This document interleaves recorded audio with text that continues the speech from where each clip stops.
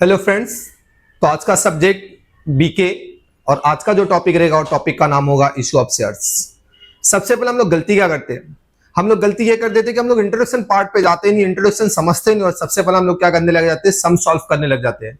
हाँ, एक या दो एंट्री आपको समझ में तो आ जाएगी, लेकिन उसके बाद आप लोग बाउंस बैक करने लग जाएंगे। तो मेरा रिक्वेस्ट आप लोगों से रहेगा कि इशू ऑफ शेयर्स का सम करे उससे पहले आप लोगों को अपना 5 मिनट इंट्रोडक्शन पार्ट में देना पड़ेगा। जैसे कि अगर आप लोग कोई सीरियल देखते रहेंगे, एक एपिसोड आपने देखा तो दूसरा एपिसोड देखने से पहले आप लोगों को रिकैप करना पड़ता है, मतलब पिक्चर चल रही क्या है और आगे होने वाली क्या है। तो बस आप लोगों से मेरी इतनी सी रिक्वेस्ट होगी कि आप लोग कभी भी अगर बीके में कोई सम सॉल्व करना तो उसका 5 मिनट आप लोग इंट्रोडक्शन पार्ट में देना। अगर एक बार इंट्रोडक्शन पार्ट आपने अपना क्लियर कर लिया तो यकीन मानिएगा वहां से आपका ऑब्जेक्टिव भी क्लियर हो जाएगा और सब में कोई प्रॉब्लम आने वाला नहीं है। आज का अपना जो चैप्टर है उस चैप्टर का नाम होगा इशू ऑफ शेयर्स। याद रखिएगा, इशू ऑफ शेयर्स बोर्ड के पेपर में क्वेश्चन नंबर 4 में पूछेगा और उसके ऑप्शन में आप लोगों को थ्योरी पूछेगा। तो सीधी सीधी बात है कि हम लोग प्रैक्टिकल के ऊपर ज्यादा यकीन करेंगे तो हम लोग क्या करेंगे, सम सॉल्व करेंगे। अब इशू ऑफ शेयर्स की अगर मैं बात करता हूं, जब कभी भी कंपनी को फंड की रिक्वायरमेंट होगी तो कंपनी मार्केट में क्या करती है, शेयर सोल्ड आउट करती है।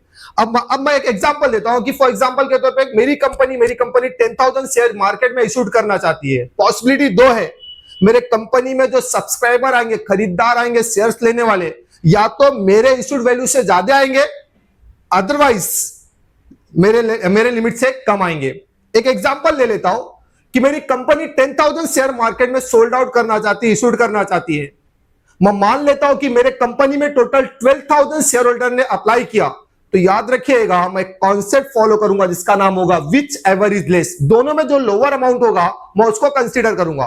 और अगर मैं प्रैक्टिकली बात करूं तो मेरी कंपनी 10,000 मैक्सिमम शेयर्स अलॉट करना चाहती है, लेकिन कंपनी में कितने लोगों ने अप्लाई किया था, 12,000 लोगों ने, तो मेरी मैक्सिमम लिमिट क्या होगी, 10,000।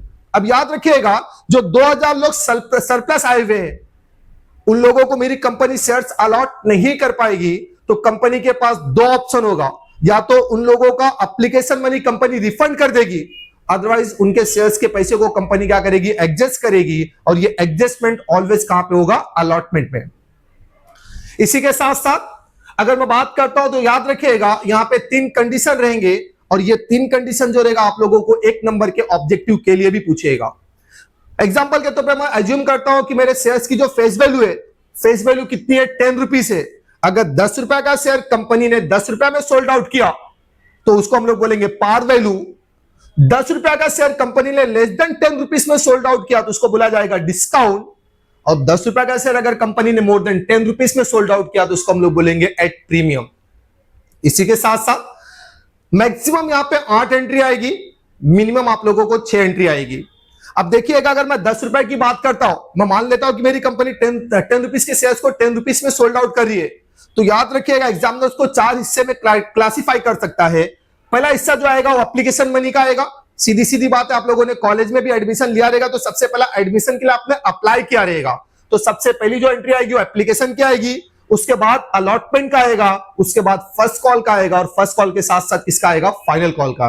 याद रखिएगा ये एंट्री आप लोगों को याद करनी पड़ेगी, लेकिन मैं आप लोगों को यकीन दिलाता हूं कि मैं आप लोगों को लॉजिकल तरीके से बताऊंगा, आपको एक एंट्री भी याद करने की जरूरत नहीं पड़ेगी। एक एग्जांपल ले लेते। फॉर एग्जांपल की कंपनी ने एप्लीकेशन के टाइम डिमांड किया 2 रुपया, अलॉटमेंट पे कंपनी ने डिमांड किया 3 रुपया, फर्स्ट कॉल पे कंपनी ने डिमांड किया 3 रुपया और फाइनल कॉल पे कंपनी ने डिमांड किया 2 रुपया। अगर इन चारों को मैं ऐड ऑन करता हूं तो इसका टोटल आएगा 10 रुपया। अगर कंपनी ने 10 रुपए के शेयर्स को 10 पे सोल्ड आउट किया तो उसको हम लोग बोलेंगे पार वैल्यू। अब याद रखिएगा जब मैं एंट्री स्टार्ट करूंगा तो मैं आप लोगों को लॉजिक बताऊंगा, तो फिलहाल तक मैं आप लोगों को इतना बताऊंगा कि ये भाई ये अगर मैं सम को देख पाता हूं तो अपने को ये समझ में आता है कि ये पार वैल्यू वाला सम है। ठीक है, तो हम लोग सबसे पहले याद रखिएगा जनरल एंट्री देखेंगे। अगर मैं जनरल एंट्री की बात करता हूं तो मैं यहां पे आप लोगों को 4 स्टेप लिख रखा हूं। सबसे पहला कंपनी में हम लोगों को शेयर्स के लिए अप्लाई करना पड़ेगा, मतलब कंपनी में हम लोग अप्लाई करेंगे तो कंपनी को एप्लीकेशन मनी देंगे। तो याद रखिएगा यहाँ पे 4 स्टेप है, हर स्टेप की 2 एंट्री आएगी।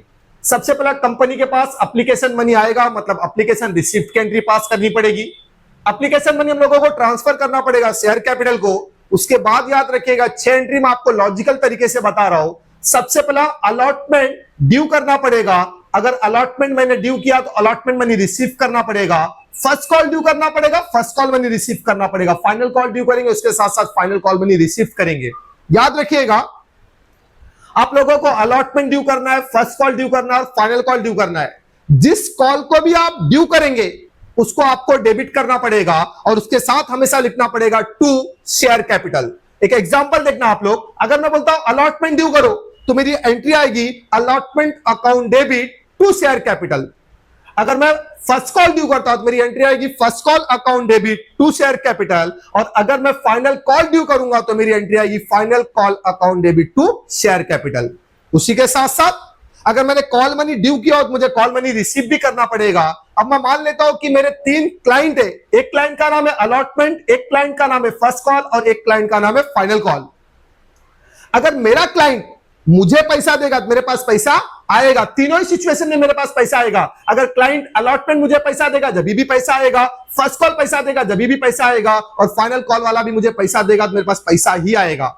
अकाउंटिंग प्रिंसिपल सिंपल सा याद रखिएगा, जो भी चीज मेरे पास आ रही मैं उसको डेबिट करूंगा।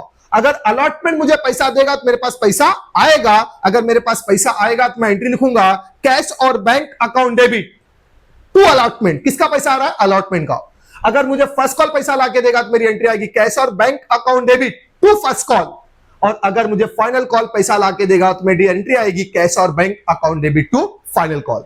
देखिए मैंने बोर्ड पे लिख रखा हो। सबसे पहले हम लोग क्या करेंगे, एप्लीकेशन मनी रिसीव करेंगे। मैं मान लेता हूं कि कोई पर्सन है जिसका नाम एप्लीकेशन, अगर एप्लीकेशन मुझे पैसा लाके देगा तो मेरे पास पैसा आएगा। किसने लाके दिया? एप्लीकेशन ने। तो एंट्री आएगी bank account debit to share application.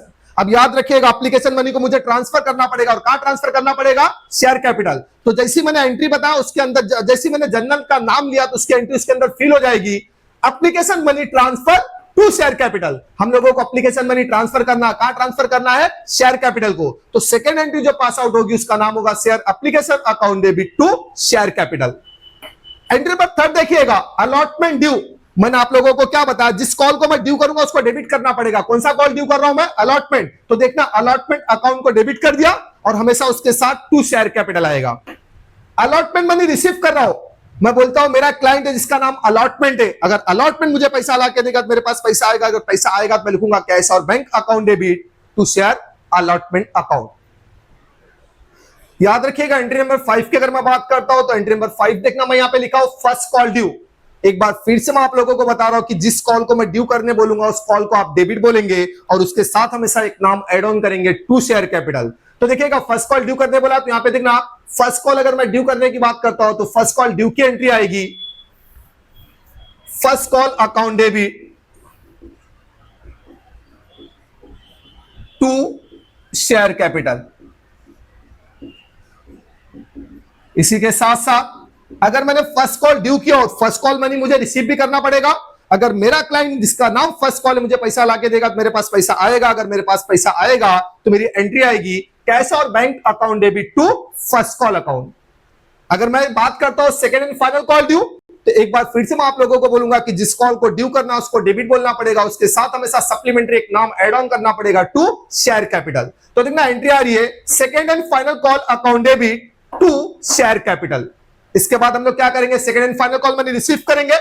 Second and final call में मान लेता हूं कि मेरा कोई क्लाइंट है, उसका नाम है, अगर उस क्लाइंट का नाम, अगर क्लाइंट मुझे पैसा लाके देगा तो मेरे पास पैसा आएगा, तो मैं एंट्री लिखूंगा कैश और bank account debit to second and final call account. इसी के साथ साथ याद रखिएगा, आप लोगों को नरेशन लिखना पड़ेगा। नरेशन एकदम स्वीट एंड सिंपल लिखिएगा, जो यहां टाइटल दिया यही आपका नरेशन रहेगा, being first call money receive, being first call due, being final call due, being final call money receive. हाँ, इसके बाद जो सम हम लोग स्टार्ट करेंगे, याद रखिएगा जब सम आप स्टार्ट करेंगे ना तो सम आपके लिए आसान हो जाएगा। इसी के साथ साथ एंट्री नंबर 3, एंट्री नंबर 5 और एंट्री नंबर 7 देखिएगा, आप लोगों को सिमिलर नजर आएगा, सिर्फ उसका टाइटल चेंज हो जाएगा। तो हम लोग नेक्स्ट वीडियो में मिलेंगे, जो प्रैक्टिकली हम लोग सम सॉल्व करेंगे। जब तक के लिए थैंक यू।